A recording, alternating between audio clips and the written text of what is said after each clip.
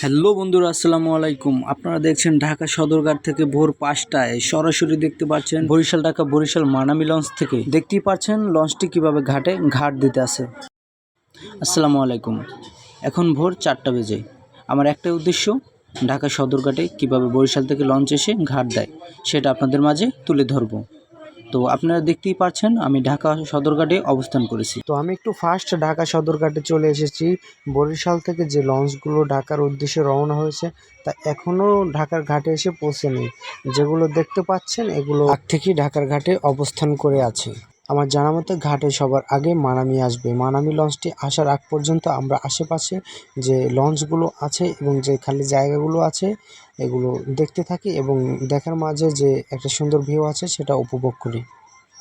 দেখতে পাচ্ছেন সারি সারিতে মানুষ বসে আছে। এদের বসে থাকার একটাই উদ্দেশ্য, তাদের প্রিয় মানুষগুলো যে লঞ্চ আসবে সে লঞ্চে আসতেছে, তাদের নেওয়ার জন্য তারা ওয়েট করতেছে। আর একটা বিষয় সব মানুষের মনেই একটা প্রশ্ন জাগতে পারে যে আসলে লঞ্চের ভিতরে এত এত মানুষ থাকার পরে তারা কিভাবে টিকিটটা মেনটেন করে এবং টিকিটের টাকাটা কিভাবে তারা তুলে। ইতিমধ্যে আমরা দেখতে পাচ্ছি যে এতক্ষণ যে লঞ্চের অপেক্ষা ছিলাম সে লঞ্চটি চলে আসছে। আমরা দেখতে পাচ্ছি যে লঞ্চটি যেখানে ঘাট দেব সেই ঘাট দেওয়ার জন্য যে একটা খালি জায়গা ছিল সেই জায়গাটা এখন আপাতত আটকা পড়ে গেছে অন্য একটি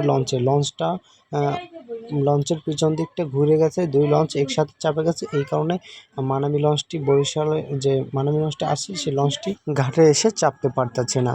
তো আমরা যে বিষয়টি দেখতে পারতেছি যে মানামি লঞ্চটি যদি এখন সামনের দিকে আগায় তো সামনে যে ছোট লঞ্চটি আছে সেটা কিন্তু অবশ্যই অনেক ক্ষতিগ্রস্ত হবে। এই কারণে মানামি লঞ্চটি পিছন দিয়ে একটু স্লো করে আসে। পরে আমরা দেখতে পাচ্ছি যে পাশে যে লঞ্চটি আছে সেই লঞ্চটির যে ঘাট দিতে পারতেছে না, কারণ পাশে যে লঞ্চটি আছে সে লঞ্চটিতে জায়গাটা আটকে আছে। তো ইতিমধ্যে আমরা দেখতে পাচ্ছি যে পাশের লঞ্চটি অলরেডি স্টার্ট দিয়ে দিয়েছে। লঞ্চটি সরানোর জন্য তারা পর্যাপ্ত পরিমাণ চেষ্টা করতেছে এবং লঞ্চটি সরে যাচ্ছে। মানামি লঞ্চটা ইতিমধ্যে পাশের লঞ্চটি সরে গেছে। মানামি লঞ্চ এখন ঘাট দেবো। তো আপনারা দেখতে থাকুন কিভাবে পাশে ঘাট দেয়। তো এর আগে আমরা কয়েকটা দুর্ঘটনা চোখের সামনে দেখেছি যে পাশে লঞ্চ ঘাট দেওয়ার পরে যে রশি বা শিকল দিয়ে লঞ্চটি বাঁধা হয়েছে, রশি ছিটকে পড়ে দুই মানুষ আহত হয়েছে। যাক, এই কথা বাদ দেই। এখন লঞ্চটি কিভাবে ঘাটে এসে পৌঁছে সেটা আপনারা দেখব এবং লঞ্চের ভিতরে থেকে মানুষ কিভাবে বের হয়, কিভাবে টিকিটের বিষয়টা মেনটেন করে সেটা আমরা আপনাদের মাঝে তুলে ধরব। যারা কখনো লঞ্চে উঠে নাই বা লঞ্চে যাতায়াত করে নাই তারা আসলেই জানেন না যে লঞ্চের ভিতরে যে টিকিটের বিষয়টা, টাকা পয়সা নেওয়ার বিষয়টা, এটা আসলে তারা জানে না। তারা অনেকেই আমার কাছে প্রশ্ন করেছেন যে লঞ্চের ভিতর থেকে যখন টাকা তোলা হয় তখন কি সবার কাছ থেকে টাকা তুলতে পারে কিনা বা সবাই কি টিকিট রিসিভ করে কিনা বা অনেকে কি লঞ্চের দেখা গেছে অনেকে ছাড় দিয়ে পালায় যায় কিনা, মানে এরকমের হাজারো প্রশ্ন অনেকেই করে থাকেন। তো আজকে আপনাদের সে বিষয়টা তুলে ধরবো। তো দেখতেই থাকুন, লঞ্চটি অলরেডি ঘাট দিয়ে দিয়েছে। ইতিমধ্যে একটু পরেই সবাই নেমে যাবে এবং টাকা পয়সার যে মেনটেন এটা আপনারা দেখতে পারবেন। তো একটু হাই স্পিড করে দিলাম তাতে আপনাদের দেখতে সুবিধা হবে।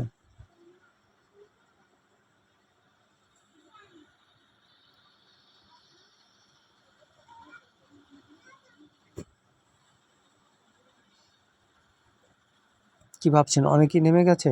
তাহলে মূল বিষয়টা আপনারা দেখতে থাকুন। দেখুন দুইটা ভাই মানে গেটের দুই পাশে দাঁড়িয়ে আছে।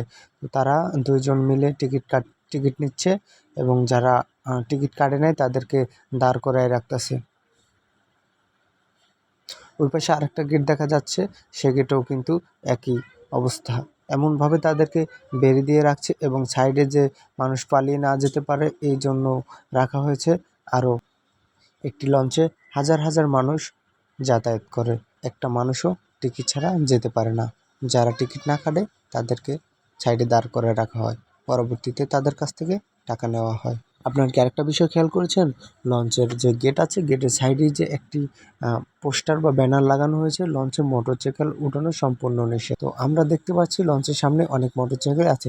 যাক, বুঝলাম যে লঞ্চের সামনে মোটরসাইকেল রাখা আছে কিন্তু ভিতরে ঢুকানো সম্পূর্ণ নিষেধ। তো দেখতে থাকুন এরপরে কি একটি আজব ঘটনা ঘটে। দেখুন এই যে একটা ভাই, সে লঞ্চের ভিতর থেকে মোটরসাইকেল বাই করতেছে।